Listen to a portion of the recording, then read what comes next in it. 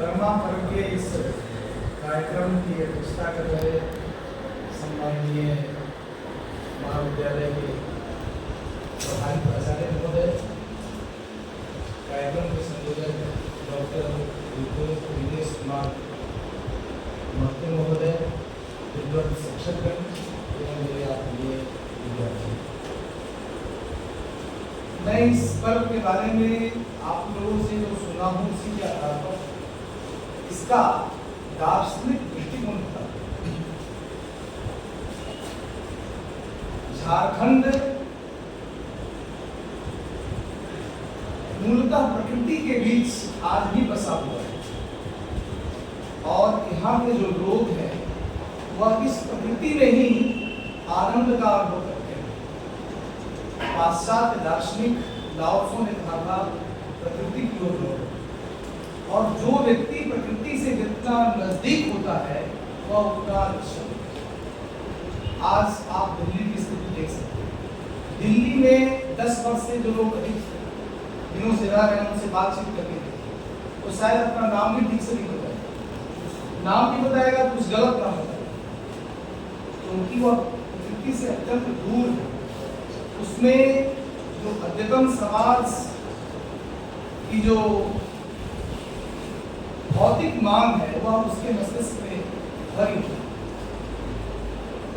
और हम लोग मानव है तो मानव जीवन के 4 पुरुषार्थ बताए गए हैं, धर्म, अर्थ, काम और मोक्ष।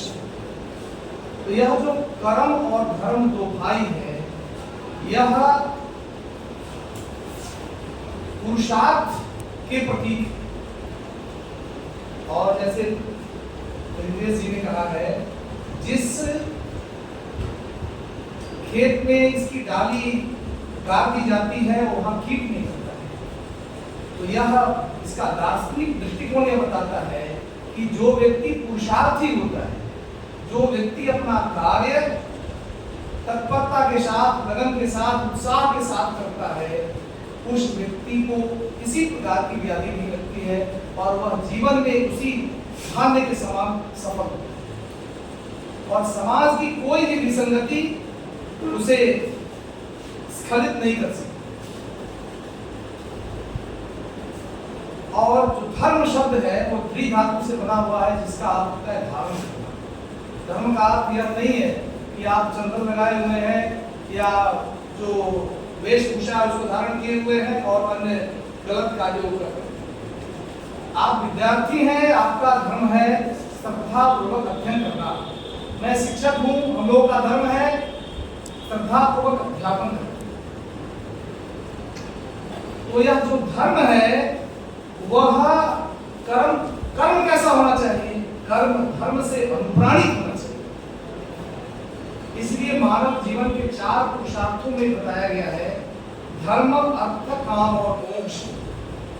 अर्थ का उपार्जन कैसे किया जाना चाहिए? वो धर्म से नियंत्रित होना चाहिए।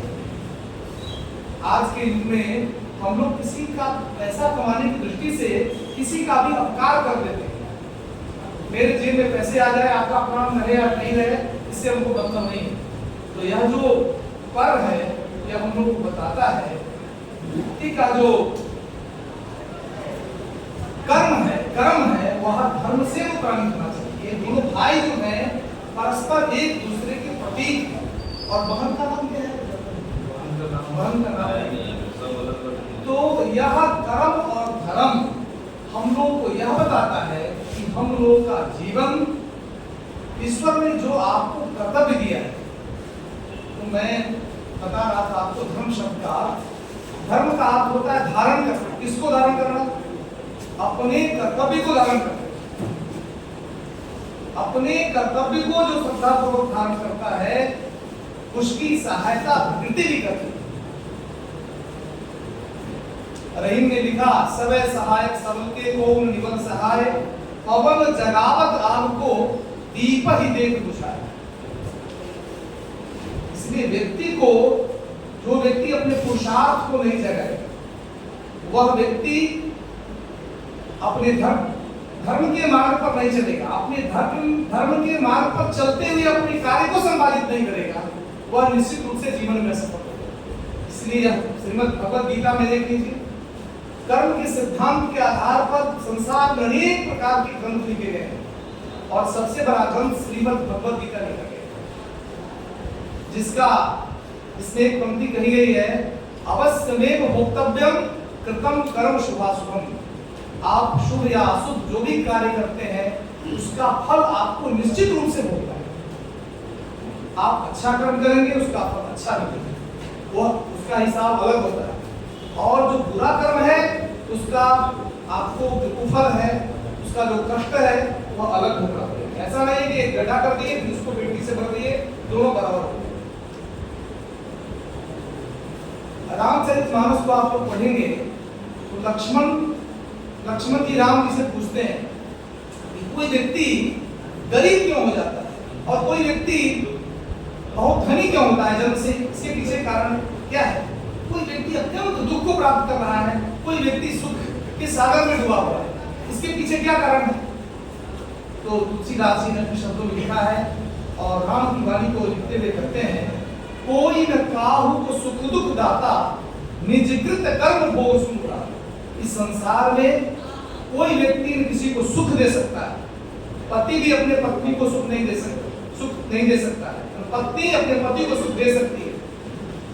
निजकृत कर्म भोग सुन भ्राता, कोई न काहू को सुख दुख दाता निजकृत कर्म भोग सुन भ्राता। कोई न किसी को सुख देता है और न कोई किसी को दुख देता है, व्यक्ति अपने किए हुए कर्मों का ही फल भोगता है। आप धर्म से नियंत्रित कर्म नहीं कर